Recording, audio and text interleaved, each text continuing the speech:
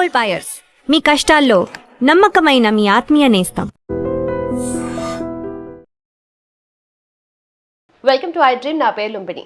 ఈ రోజుల్లో ఆరోగ్యంగా ఉండటానికి రహస్యం ఏంటో తెలుసా? మీకు ఆల్రెడీ తెలిసిందే, ప్రకృతిలో ఉండటం, ప్రకృతితో ఉండటం. అయితే ఇవన్నీ ఈ రోజుల్లో ఆల్మోస్ట్ అసాధ్యం అయిపోయిందని మీకు తెలుసు, నాకు తెలుసు. కానీ మనకి ఏదైనా సమస్యలు వచ్చినప్పుడు ప్రకృతిని నమ్ముకోవటం, వాటి నుండి వచ్చే మూలికలు, వాటి నుండి వచ్చే మందుల్ని నమ్ముకోవటం ఎంతో ముఖ్యం కదా.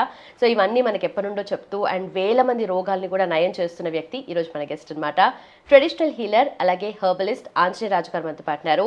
అయితే ఎక్కువగా మనం ఫేస్ చేసే రోజు ప్రాబ్లమ్స్ని, వాటికి ఎలాంటి పరిష్కారాలు, అవన్నీ కూడా ఆయన అడిగి తెలుసుకుందాం. హలో సార్, నమస్తే.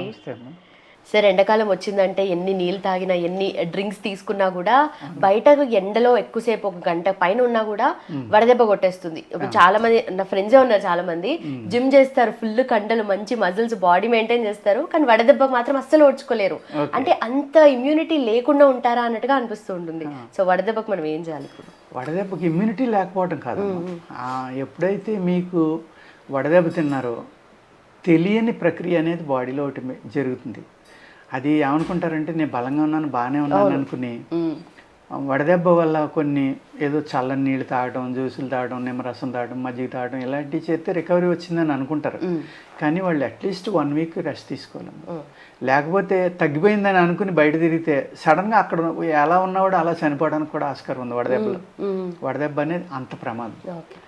ఈ వడదెబ్బకి చక్కని ఔషధం ఏంటంటే చింతపండు పులుసు గానమ్మా, లేకపోతే ఇప్పుడు సమ్మర్ భగవంతుడు పచ్చి మామిడికాయలు ఇస్తున్నాడు మనకి, అదొక మిరాకిల్. ఆ పచ్చి మామిడికాయని మీరు పొయ్యి మీద ఉడకబెట్టి కాల్చేసి, వంకాయ కాల్చుకుంటారు కదా, అలా కాల్చేసి ఆ కాల్చిన దాన్ని శుభ్రంగా పై తొక్క తీసేసామా, దాన్ని పేస్ట్ కింద తీసుకుని అందులో షుగరు, సాల్ట్ కంపల్సరీగా కలపాలి. షుగరు, సాల్ట్ కలిపి దాన్ని సిరప్గా చేసుకుని దాన్ని ఒళ్ళంతా రాసేయటం వడదెబ్బ తిన్నవాడికి, లోపలికి కూడా జ్యూస్గా ఇవ్వటం. అలాగా ఆ రాయటం కూడా ఒకసారి రాస్తే సరిపోదాం, రోజుకి 2-3 సార్లు అలా 2-3 రోజులు రాసుకుని ఈ జ్యూస్ అనేది ఒక వారం రోజులు ఉదయం సాయంత్రం కనుక తీసుకుంటే భోంచేసాక కూడా తీసుకోవచ్చు చక్కగా. వడదెబ్బ నుంచి బయటపడటంలో ఇంకా దీన్ని కొట్టేది లేదమ్మా. చలువ బాగా ఇమ్మీడియట్గా అప్పటికప్పుడు పనిచేస్తుంది. ఈ వడదెబ్బ వల్ల ఏ మినరల్స్ అయితే మీకు పూర్తిగా డౌన్ అయిపోయినాయి బాడీలో, ఆ మినరల్స్ అన్నీ కూడా ఇమ్మీడియట్గా మీకు వితిన్ 48 అవర్స్లో రికవర్ అయిపోతాయి. ఎంత అద్భుతమైన డ్రింక్ అంటే అది. మీరు లక్షలు ఖర్చు పెట్టి మీరు హాస్పిటల్కి వెళ్ళే బదులు ఇది వాడుకుంటే తప్పనిసరిగా రికవరీ వస్తుందమ్మా. రికవరీ వచ్చిందని నెగ్లెక్ట్ చేయలేదు, అవసరమైతే హాస్పిటల్కి కూడా వెళ్ళాలి. అంతే తప్ప ఏదో ఇది తాగెత్తే తగ్గిపోయింది కాబట్టి నేను ఇంకెక్కడికి వెళ్ళక్కర్లేదు అనుకోవటం. చలి కూడా అంత ఎఫెక్ట్ చూపిస్తుందమ్మా. చలి దెబ్బ తిన్నవాళ్ళు, ఈ వడదెబ్బ తిన్నవాళ్ళు, బాగానే ఉన్నాం తగ్గిపోయింది అనుకున్న వాళ్ళు కూడా సడన్గా కొలాప్స్ అయిపోవడానికి అవకాశం ఉంది. అందుకే అట్లీస్ట్ వారం 10 రోజులు చాలా జాగ్రత్త తీసుకోవాలి. ఎక్కువ ఎండలోకి వెళ్ళకూడదు, అందులో పిల్లల్ని అసలు వెళ్ళనివ్వకూడదు. ఎందుకంటే ఈ సంవత్సరం చాలా ఎక్కువ ఉంది మనకి, ఎప్పుడూ లేనంత ఉంది. యాక్చువల్గా మే నెలలో ఒక 15-20 ఇయర్స్ బ్యాక్ అయితే మేలో వర్షాలు వచ్చేసి హైదరాబాద్లో చల్లబడిపోయేది. రోహిణి కార్తె అంటే హైదరాబాద్లో ఉండదని చెప్పుకునే వాళ్ళం, ఆంధ్రా నుంచి వచ్చిన వాళ్ళు. రోహిణి కార్తె అంటే ఆంధ్రాలోనే, హైదరాబాద్ అంటే తెలంగాణలో ఉండదు. అంత డిఫరెన్స్ అమ్మా అక్కడికి ఇక్కడ క్లైమేట్. అలాంటిది ఇప్పుడు మే నెలలో కూడా హయ్యెస్ట్ రోహిణి కార్తె అంటే ఇక్కడ కూడా తెలుస్తుంది, అంత ఎక్కువ ఎండలు ఉన్నాయి, డ్రై అయిపోవడం. దీని నుంచి మీరు ఎండలో తిరగాలి, తప్పదు. బయటికి వెళ్ళాలి అనుకున్న వాళ్ళు ఏం చేయాలంటే టోపీ కొనుక్కుని వేసవికాలంలో ఆ టోపీ అనేది పెట్టుకుని కొంచెం గాలి తగిలేలాగా ఆ టోపీలో ఒలిసిన చిన్న ఉల్లిపాయ పెట్టుకుంటే సరిపోతుందమ్మా. లోపల మనం కూరలో వేసుకుని ఉల్లిపాయ ఉంది కదా, ఆ ఉల్లిపాయ కనుక తలకు తగిలేలా పెట్టుకుంటే ఆ మనిషి ఎంత తిరిగినా ఉదయం నుంచి సాయం దాకా గాలిపు తగలదు. అంటే ఏముంటుంది దాంట్లో అంతా? అది చలవమ్మా. మరి ఏముంటుంది అనేది నాకు తెలియదు, మా పూర్వీకులు చెప్పింది. పూర్వం ఏంటంటే అందరూ కూడా తలపాగాలు చుట్టుకునేవారు కదా వేసవికాలం వస్తే, ఆ తలపాగాలు ఉల్లిపాయ పెట్టుకోరా ఇంక నీకు గాలుపు తగలదనివారు. నిజంగా తగిలేదు కదా. మేము ఉదయం 11-12కి మొదలుపెట్టి అంత ఎండలో కూడా సాయంత్రం దాకా ఆడుకున్నా కూడా ఎప్పుడు అలసిపోవడం కానీ ఇది కానీ ఉండేది కదా. మేము అప్పుడు పొలం వెళ్తే తలపాగా చుట్టుకోవాలమ్మా, లేకపోతే తిట్టేవారు. తలకి ఎండ తగలకూడదురా, ఎక్కువ ఎండ ఉంటుంది కదా వేసవికాలం, తలపాగా చుట్టుకోనివారు. శుభ్రంగా ఒక టవల్ ఒకటి ఉండేది ఎప్పుడు, అది తలపాగా చుట్టుకుని చక్కగా ఒక ఉల్లిపాయ ముక్క పెట్టుకునేవాళ్ళం. ఉల్లిపాయ ముక్క, ఉల్లిపాయ కానీ ఉల్లిపాయ ముక్క కానీ ఏదో ఒకటి పెట్టేసుకునేవాళ్ళం. పెట్టేసుకుంటే అసలు గాలిపు అనేది తగిలేదు కాదు, దారుణంగా ఆడుకునేవాళ్ళం. అంత సమ్మర్లో కూడా చెప్పులు ఉండేవి కాదు, ఏముండే కాదు. ఇవాళంటే ఫెసిలిటీస్ అన్నీ వచ్చినాయమ్మా, అప్పట్లో ఏమీ లేవు. ఆ జీవన విధానం అనేది డిఫరెంట్ అనమాట. అంత ఎండలోని కూడా పరిగెట్టడం, ఈ పచ్చి మామిడికాయలు తింటాం ఉప్పు కారం వేసుకుని, లేకపోతే ముంజలు తింటాం, లేకపోతే తేనె తింటాం, ఇలాగ అనేక రకాలుగా ఎంజాయ్ చేసేవాళ్ళం. చెరువుల్లో స్నానం చేయడం, అవే కదా స్నాక్స్ కానీ ఏవైనా ఇంకా అప్పట్లో. అది అప్పట్లో ఆ రెసిస్టెన్స్ పవర్ అనేది అప్పుడు బాగా పెరిగిదాం. ఇప్పుడు ఏంటంటే సుకుమారంగా పెంచడం వల్ల ఏమవుతుందంటే వీళ్ళు ఎండ దెబ్బ తింటాం అనేది జరుగుతుంది. ఉల్లిపాయ అనేది చాలా బాగా పనిచేస్తుందమ్మా. లేకపోతే పలచని మజ్జిగ చేసుకుని అందులో పుదీనా కొత్తిమీర కంటే పుదీనా ఇంపార్టెంట్. పుదీనా కొత్తిమీర కరివేపాకు జీలకర్ర ఈ 4 రకాలు వేసుకుని చక్కగా సాల్ట్ వేసుకుని ఆ మజ్జిగ పలసగా చేసుకుని తాగటం అనేది చాలా అంటే చాలా అమృతంలో పనిచేస్తుంది. కోకోకోలాలోనే ఇవి కాదు, స్ప్రైట్లు కాదు, అది రియల్ డ్రింక్ అనమాట. పూర్వకాలం అది ఇచ్చేవారు. అది లేకపోతే ఏం చేసేవారంటే తర్వాణి కొండ అని ఉండేది, ఒక పెద్ద కొండ ఉండేది అనమాట. బియ్యం కడిగిన నీళ్లు అందులో పోసి, అప్పట్లో కుక్కర్ లేవు కాబట్టి అన్నం వార్చేవాళ్ళు, ఆ గంజి కొంత పోసేవారు అందులో. అది ఫెర్మెంట్ అయ్యేది. ఫెర్మెంట్ అయ్యి పులిసిన తర్వాత అది తాలింపు పెట్టి చక్కగా సాల్ట్ ఇవన్నీ వేసి ఉడకబెట్టడం కానీ తాలింపు పెట్టడం కానీ చేసి అది తర్వాణి తాగు చలవ చేస్తుందని ఇచ్చేవారు. అప్పట్లో బ్రౌన్ రైస్ అమ్మ, ఈ వైట్ రైస్ కూడా ఉండే కాదు. దంపుడు బియ్యమే ఎక్కువ ఉండి, తర్వాత మిల్లులు వచ్చినా కానీ ఊరికే తక్కువలిసి మిల్లులు వచ్చినాయి తప్ప తర్వాత పాలిష్ అవన్నీ వచ్చినాయి. అప్పట్లో రైస్ కూడా ఎలా ఉండేదంటే మిల్లులో ఆడించుకొచ్చిన బ్రౌన్ రైసే ఉండేది. ఆ బ్రౌన్ రైస్ కడిగినప్పుడు ఆ పైన నానబెట్టి కడిగినప్పుడు ఏమైందంటే ఆ తౌడు ఇలాంటివన్నీ ఆ వాల్యూస్ అన్నీ కూడా ఈ నీళ్ళలోకి వెళ్ళి అది ఫెర్మెంట్ అయ్యేటికి ఇప్పుడు మనం ఏం చేస్తున్నాం, ప్రోబయోటిక్ అని డబ్బులు పెట్టి కొనుక్కోవడం, ఆ ప్రోబయోటిక్స్ ఎన్నో రకాలు తాగడం. అప్పట్లో ఇంకా అద్భుతమైన ప్రోబయోటిక్ అనమాట అది. ప్లస్ ఈ గంజి ప్లస్ కడిగిన నీళ్ళు, కడుగు నీళ్ళు అనేవారు. ఈ రెండు కలిసి అందులో చక్కగా అనపకాయ ముక్కలు, బెండకాయ ఇలాంటివి వేసి బాగా ఒక అరగంట మరిగించి అప్పుడు తాలింపు పెట్టేవారు.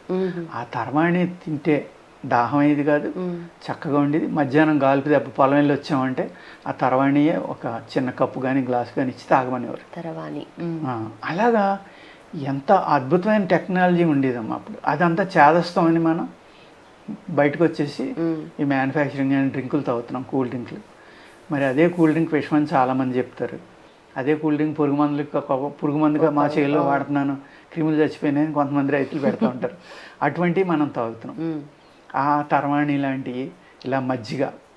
అప్పట్లో ఏం చేసేవారంటే చలివేంద్రాలని అనేక చోట్ల పెట్టేవారు. మన సిటీలో కూడా అప్పుడప్పుడు పెట్టేవారు కొన్ని చోట్ల, ఇప్పుడు ఎక్కడ కనపట్లేదు.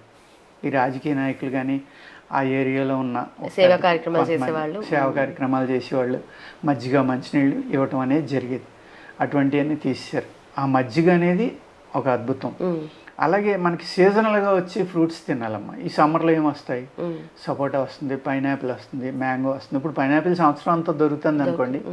అలా కాకుండా పూర్వకాలం వచ్చి ఫ్రూట్స్ ఏంటంటే దోసకాయ, పైనాపిల్, సపోటా, మ్యాంగో, ఈ 4 చాలా ఎక్కువ వచ్చాయి. ఆ దోసకాయ అనేది కూడా చాలా చలవ. ఇవాళ మనం పుచ్చగింజలని డిపార్ట్మెంట్ షాపులకి వెళ్ళి కొనుక్కుని వచ్చి గుమ్మడి గింజలు, పుచ్చగింజలు ఇవన్నీ మనం అనేక రూపాల్లో తీసుకుంటున్నాం. పూర్వం అది సామాన్యంగానే జరిగేది. ఆ గింజలు ఎండబెట్టుకునేవారు, అవి నవిలేవారు, ఆ తుక్కు వేసేసేవారు, ఆ గింజ లోపల తినేవారు చాలామంది.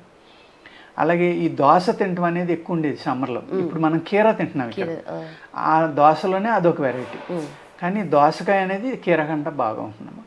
ఇలాంటి ఆహార పదార్థాలు తీసుకుంటా శరీరంలో మినరల్స్ అనేది ఇచ్చేవారు అనమాట. ఎందుకంటే దోసకాయలో చాలా మంచి విటమిన్ సి ఉంటుంది. విటమిన్ సి ఎప్పుడైతే ఉందో మీ బాడీలో ఐరన్ని అబ్జర్వ్ చేసుకుంటుంది, మినరల్స్ని అబ్జర్వ్ చేసుకుంటుంది. అలాగే సమ్మర్ వచ్చేటోడికి పల్లెటూరులో మజ్జిగలో ఉప్పు వేసి పిల్లలకి అన్నం పెట్టడం అనేది ఒక ఆనవాయితీ. మామిడికాయకి విరుగుడు కూడా ఉప్పు మజ్జిగ. ఎన్ని మామిడికాయలు తిన్నా ఉప్పు మజ్జిగ తాగితే విరుగుడు. ఆ విధంగా ఈ సాల్ట్ అనేది వీళ్ళు ఎక్కువ ఆడేస్తారు సమ్మర్ వచ్చింది. దీనివల్ల బాడీలో మినరల్స్ వేస్ట్ అవుతాయి కాబట్టి వాటిని రికవరీ చేయడం కోసం ఈ తర్వాణి చారు లాంటివి, లేకపోతే మజ్జిగలో ఉప్పు, కొత్తిమీర, పచ్చిమిరప, లేకపోతే పచ్చిమిరప కూడా వేసేవారు అప్పట్లో. కారంగా ఉంటే పిల్లలు బాగా ఇష్టం కదా, కొద్దిగా నలిపేసేవారు. కరివేపాకు, ధనియాల పొడి, జీలకర్ర పొడి, ఇలాంటివి ఏంటంటే మన శరీరం సమ్మర్లో ఏ మినరల్స్ని అయితే కోల్పోతుందో ఆ మినరల్స్ని రికవరీ చేయడం కోసం ఆ మజ్జిగ అనేది ఇచ్చేవారు. ఓకే, ఒక్క వడదెబ్బకి ఇన్ని టిప్స్ ఉన్నాయి, ఇన్ని చెప్పారు మీరు అసలు, కానీ ఒక్కటి కూడా పాటించట్లేదు.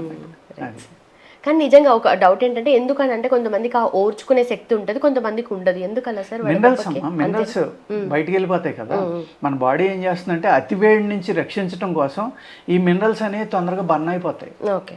మన శరీరాన్ని కాపాడడం కోసం ఏం చేస్తుందంటే అవన్నీ అప్పర్ లేయర్స్లోకి వచ్చేసి బర్న్ అయిపోవడం వల్ల ఒకేసారి మినరల్స్ డౌన్ అయిపోతాయి, పూర్తిగా డౌన్ అయిపోతాయి. అప్పుడు డయేరియా ఏమవుతుంది, డయేరియాలో ఎక్కువ మోషన్స్ అవడం వల్ల బాడీలో ఉన్న మినరల్స్ అన్నీ పోయి డిహైడ్రేట్ అయిపోతాయి. సేమ్ డీహైడ్రేషన్ గాల్పు దెబ్బ వల్ల కూడా జరుగుతుందండి. అది ఈ డీహైడ్రేషన్ జరగడం వల్ల అప్పటికప్పుడు నీరసపడిపోవడం, మనిషి ఈ మినరల్స్ ఇవ్వకపోవడం వల్ల చనిపోవడం కూడా జరుగుతుంది. అది నిజంగా చాలా చెప్పారు. అయితే వడదెబ్బ తగులుతుంది అని అనుకున్నప్పుడు మీరు కూడా సార్ చెప్పినవన్నీ కాకుండా దీంట్లో ఏ ఒక్కటి పాటించినా కూడా మనం దాని నుండి అయితే బయటపడొచ్చు. దాని sir thank you so much. And for more videos, Please subscribe to iDream channel. Subscribe to iDream Media. Please subscribe to iDream. Please subscribe to iDream. Please subscribe iDream. And please subscribe to iDream. For more videos, subscribe to iDream. please like, share, and subscribe to the channel. Congratulations, iDream. Subscribe to iDream. Subscribe to iDream. So subscribe to iDream Media. iDream ki iDream team andarki huge congratulations. Please subscribe iDream Media. Please subscribe to iDream. Subscribe iDream. Please subscribe to iDream. iDream అంటే నా కళల channel subscribe చేసుకున్న నోరు తిరుగుతలేదు, మీరైతే గంట గుర్తు కొట్టండి. For more such videos, please subscribe to iDream. Subscribe to iDream. Please subscribe to iDream. Please subscribe iDream Media. Please do subscribe to iDream. Please subscribe to iDream Media. For best entertainment and information, please subscribe iDream. And don't forget to subscribe to iDream.